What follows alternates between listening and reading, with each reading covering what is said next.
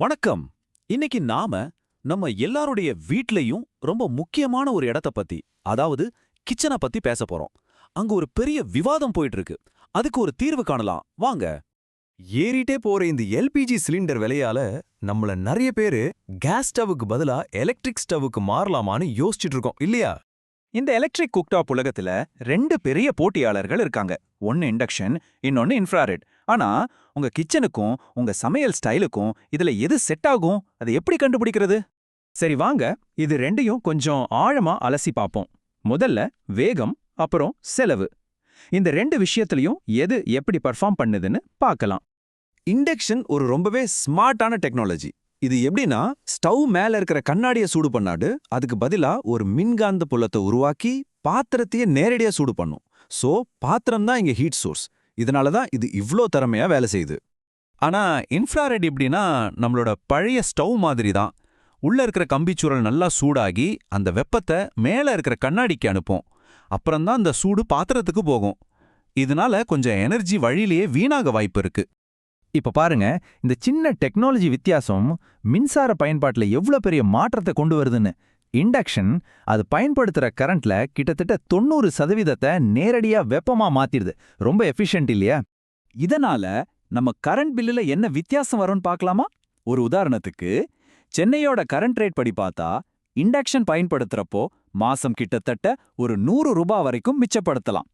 சின்ன தொகை மாதிரி தெரிஞ்சாலும் வருஷ கணக்குல பார்த்தா நல்ல சேமிப்பு தான். சரி, வேகத்துல யாரு ஜெயிக்கிறாங்க? அதிலே இண்டக்ஷன் தான். 1 லிட்டர் தண்ணிய கொதிக்க வைக்கிறதுக்கு இதுக்கு 3 ல இருந்து 4 நிமிஷம் தான் ஆகுது. அது மட்டும் இல்ல, ஹீட்டை உடனே கூட்டலாம், குறைக்கலாம். நம்ம தாளிக்கும் போதெல்லாம் சட்டுன்னு தீய குறைக்கணும்ல, அதுக்கு இது ரொம்ப சரியா இருக்கும். ஓகே, வேகம், செலவு எல்லாம் பார்த்தாச்சு. அடுத்து நம்ம அன்றாட வாழ்க்கையில ரொம்ப முக்கியமான சில விஷயங்களை பார்ப்போம். பாதுகாப்பு, நம்ம கிட்ட இருக்கிற பாத்திரங்கள் இதுல யூஸ் பண்ண முடியுமா, அப்புறம் இதை க்ளீன் பண்றது எவ்வளோ ஈஸி, இதெல்லாம் பார்க்கலாம் வாங்க. வீட்ல சின்ன குழந்தைங்க இருந்தா இண்டக்ஷன் ஒரு பெரிய மன நிம்மதியை கொடுக்கும்.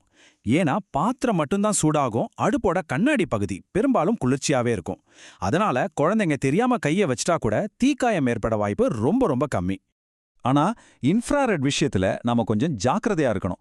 அதோட கண்ணாடி மேற்பரப்பு ரொம்ப சூடாகும். அது மட்டும் இல்ல, அடுப்பை அணைச்சதுக்கு அப்புறமும் கிட்டத்தட்ட 5 ல இருந்து 10 நிமிஷம் வரைக்கும் அந்த சூடு அப்படியே இருக்கும். சோ கவனமா கையாளணும்.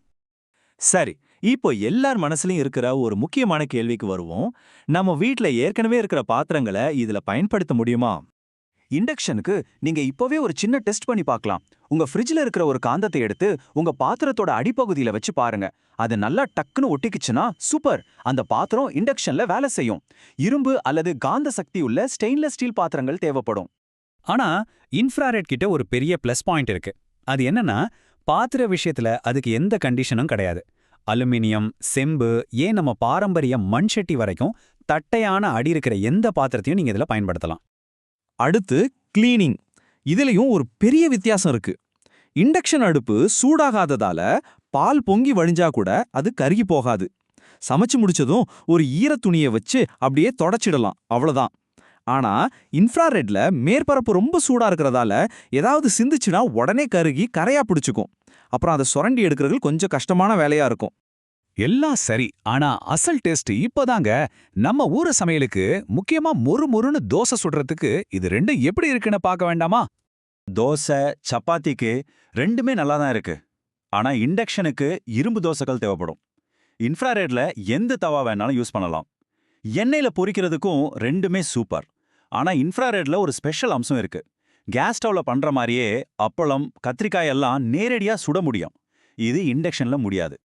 அதனால உங்களுக்கு மண் சட்டி, அலுமினிய பாத்திரம்னு நம்ம பாரம்பரிய பாத்திரங்கள்ல சமைக்கிறது ரொம்ப பிடிக்கும்னா யோசிக்கவே வேணாம். அந்த விஷயத்துல இன்ஃப்ராரெட் தான் தெளிவான வின்னர்.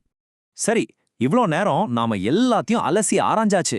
இப்போ எது பெஸ்ட்ங்கிற கேள்வியை விட உங்களுக்கு எது சரியா இருக்கும்னு முடிவு செய்ய வேண்டிய நேரம். ஆனா ஒரு நிமிஷம், ஒரு முக்கியமான விஷயத்த மறந்துடாதீங்க. அதுதான் மறைமுகச் செலவு.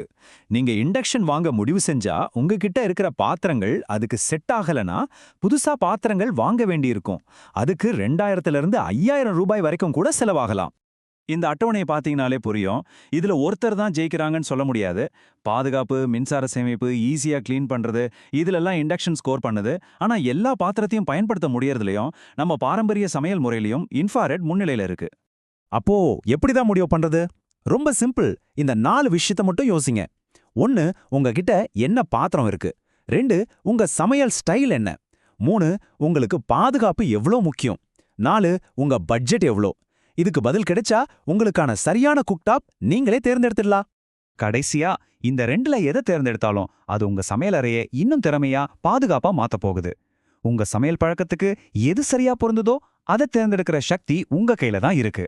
அப்ப சொல்லுங்க, உங்க கிச்சனோட அடுத்த கட்ட வளர்ச்சி என்னவா இருக்க போகுது?